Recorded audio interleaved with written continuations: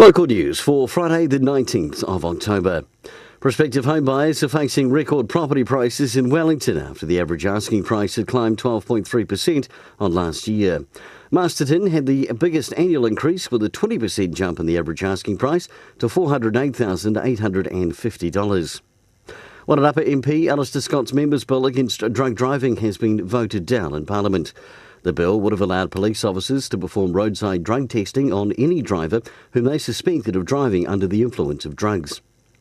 A model rocket display launch will take place in Greytown on Sunday. An owl-powered rocket will launch approximately 2,000 metres into the air from its site in Kiritawhiti Street, with the event set to take place from midday.